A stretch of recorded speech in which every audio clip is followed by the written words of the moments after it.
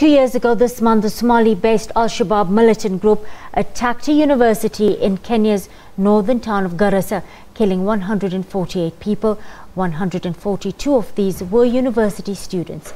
In the aftermath of this brutal attack, the university remained shut for months in what local leaders said would be a sign of victory for the militant group. The long closure and the reopening that followed offered an opportunity for one amateur photographer a chance to document the destruction as well as the reopening and the healing process of the university community. Kimani filed this report for us.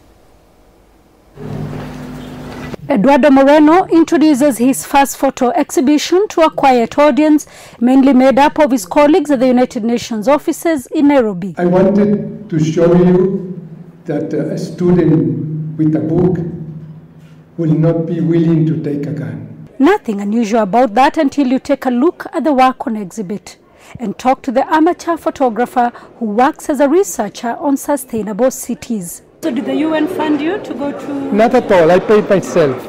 And that is not important. What is important is to show, because some people told me, it's a risky place for the UN. It's not easy to go there. But I wanted also to show that places like this should be, the more they are busy, the more density they have, the more business, the more opportunities, the less the possibility of something like this to happen.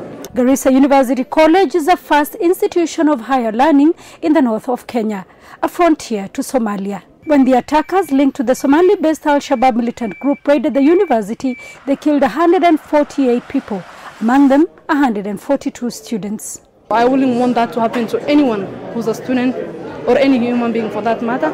So coming to this event is a way of getting back the memories, but then using them in future as a way of hope.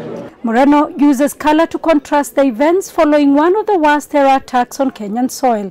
He uses black and white to depict the emptiness just after the attack and colored photographs to illustrate the reopening, reconstruction and the healing process. And I wanted in 2 or 3 visits to present how people, students, professors, the university itself was changing literally colors from black to reds and yellows, which are the colors of all what is nice, of the future of humanity. And I also wanted to show that a university like Garissa that remained closed for too long, it was not a good idea. A university is the best deterrent to terrorism. The institution has since reopened with 581 students drawn from across Kenya, in a way shattering the fear that the insurgents hoped to instill. That's exactly what the university is. It's a melting point. It's a place where ideas and religions and cultures converge.